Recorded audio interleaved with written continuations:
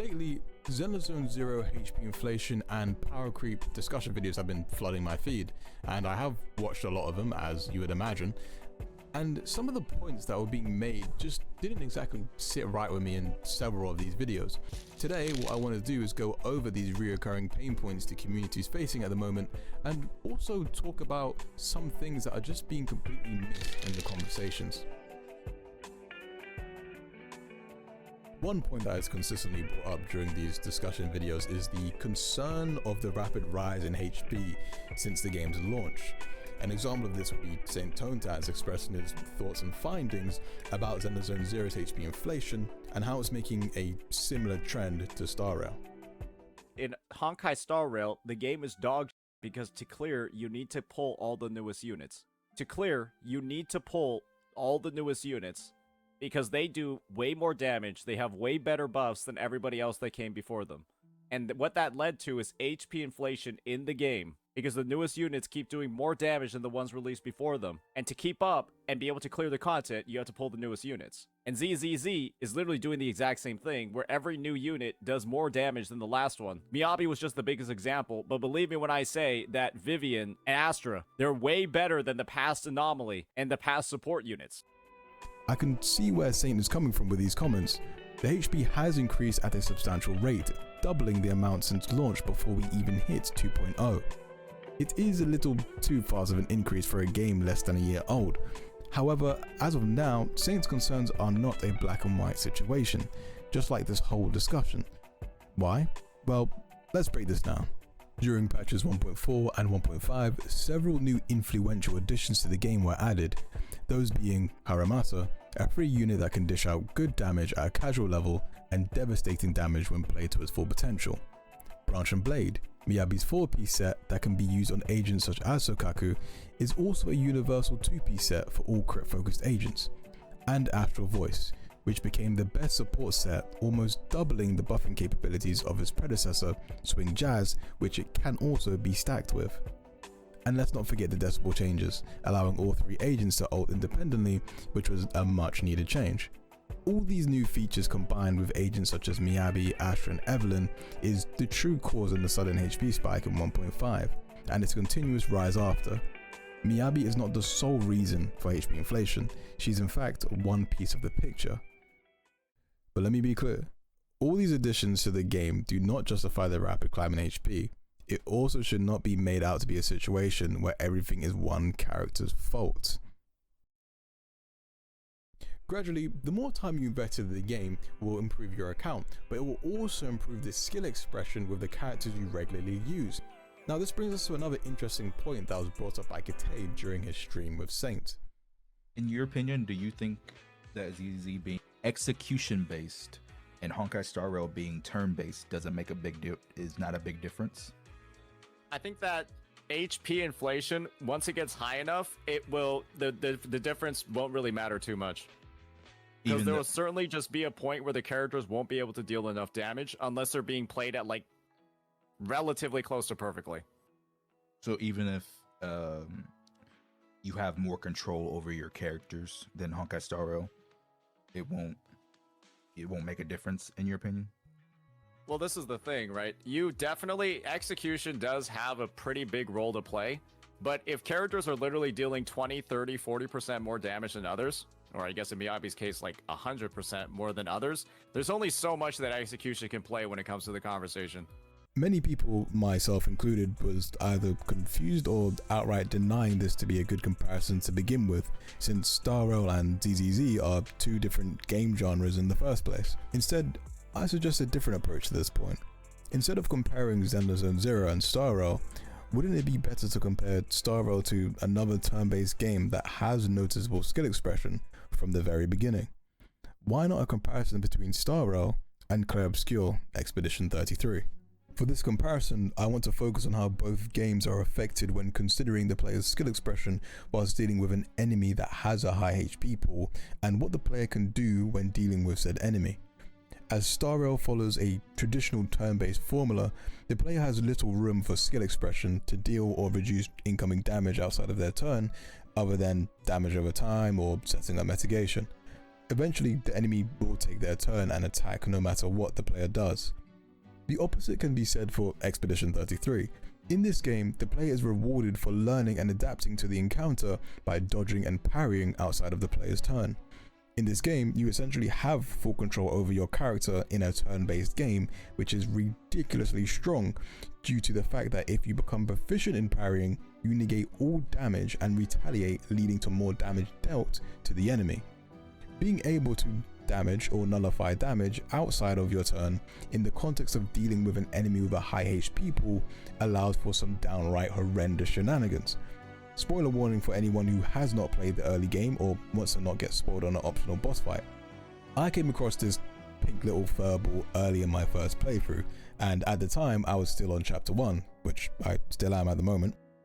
As some of you may know, this is an enemy that you're not supposed to fight until much later on. If I missed my 2-frame parry window, it would result in a team member's death, since I was on expert mode. I'm a stubborn individual sometimes. I just thought I could probably beat him if I just got good and parried all of his attacks. Well, that didn't really work the first day, so I left it and I came back the next day, ready to give it another go. And so I did. Half an hour later of just pure locking in nothing else, I managed to kill this thing after parrying it 144 times. If I did not have the option to parry or dodge, I would not have been able to survive as long as I did, but also not do as much damage since I was fighting an endgame enemy at level 12. The fact that I was even able to do this was ridiculous within itself, but shows how impactful a player's skill can be when you have full control over your characters, especially in game genres that typically are restricted to taking turns. In conclusion to this comparison, the player's skill expression is incredibly influential when dealing with endgame activities. HP inflation in Star Rail cannot be fairly compared to a game like Zenless due to the variables in each game, such as player's skill.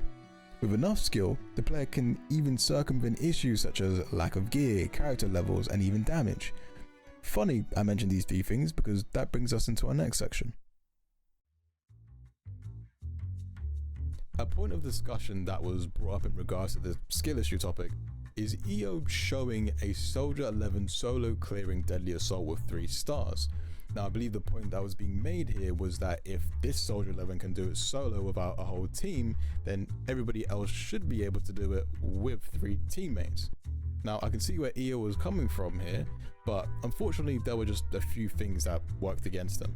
The first problem being Soldier 11 at M3. Even though the mind skips on a character doesn't take away from a player's skill, most people are not going to find any S-rank character at M3 relatable. I managed to get a clear against the Unknown Construction Complex with Nekomata, but some people would say that's not relatable since she's M2. The second problem was the build. To be honest, I found it more funny than finding it to be a major problem, since when he stated that this is an achievable soldier build, but it was 2 rolls away from being perfect. Even though it is a matter of just roll better forehead, that is a top 1% build, which doesn't give me any confidence in my own gear when I struggle to consistently get good substats in the first place. The third problem is saying Soldier 11's M2 doesn't matter. Probably the most interesting claim so far. Soldier 11's M2 isn't just a damage buff of 36%, it also allows her to move from fire damage slot 5 to pen ratio slot 5, further increasing her damage. Without M2, I don't believe this Soldier 11 would have cleared this solo run. The final problem is when EO said, "There is zero reason somebody with a full team of 3 characters cannot clear Deadly Assault. The answer is my thumbnail. You just suck. I'm so tired of holding my tongue on that.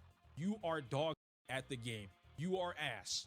On most other points EO makes, I can understand or try to see where he's coming from, but this is something I'll always disagree with. Not only does this not offer any help or constructive criticism to help people improve their gameplay, but it just fans the flames unnecessarily. Rather than showing where the player or the devs can take accountability, you choose to go on the offensive against people that are struggling to clear the game. It just doesn't add up. That's the last thing someone wants to hear when they're having issues improving or just trying to enjoy the game. Content creators like Kate and Average Like Gamer are good examples of how we should interact with players who struggle to clear endgame.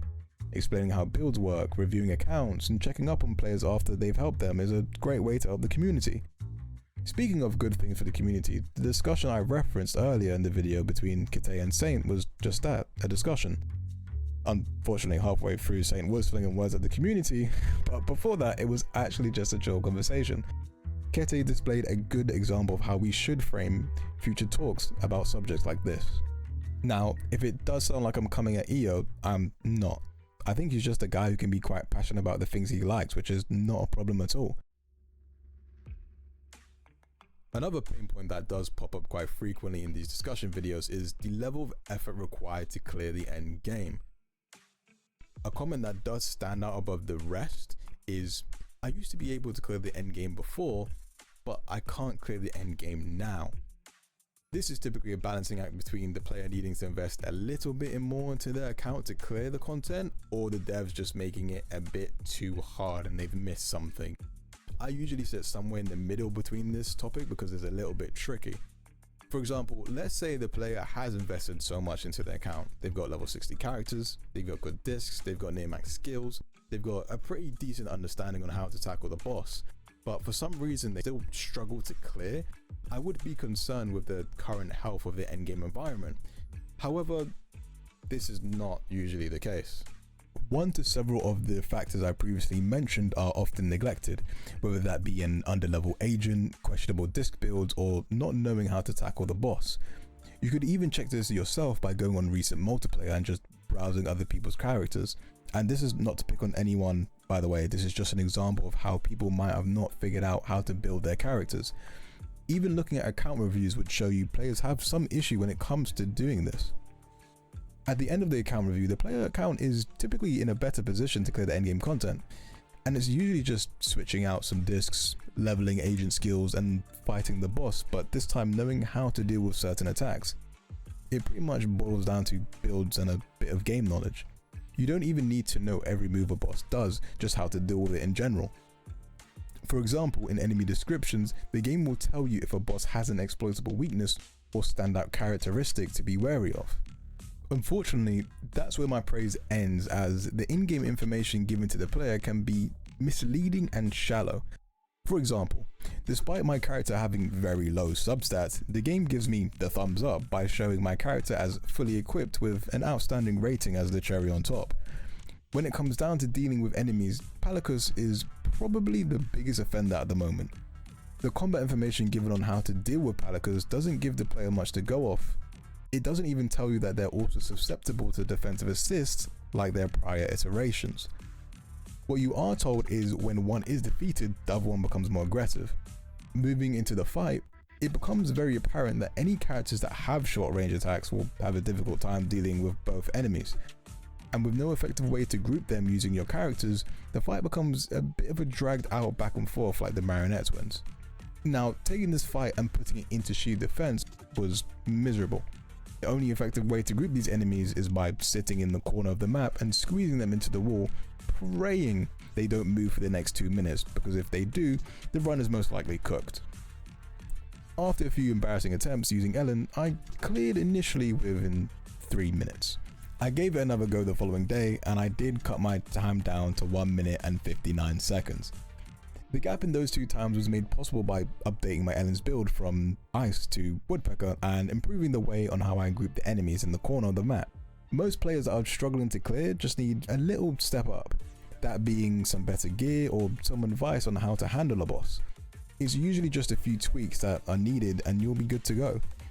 It's not really a skill issue I see as a problem, I think it's more of a knowledge gap, and a manageable one at that. And that's all I have to say on the matter currently. Honestly, I'd love to revisit this topic a little bit later down the line, maybe 2.2, 2.4, when we're somewhat comfortable with the current health of the endgame environment. But most importantly, what do you think about this situation? Do you think the HP inflation situation is a little bit cooked right now? Or do you think we're actually in cruise control and the game's in a perfectly balanced state? If you did like the video, feel free to share it. It'd be great to continue the discussion in a somewhat of a grounded manner and without turning into a whole black and white blame game situation. But with that being said, that's a wrap. Take it easy. Peace.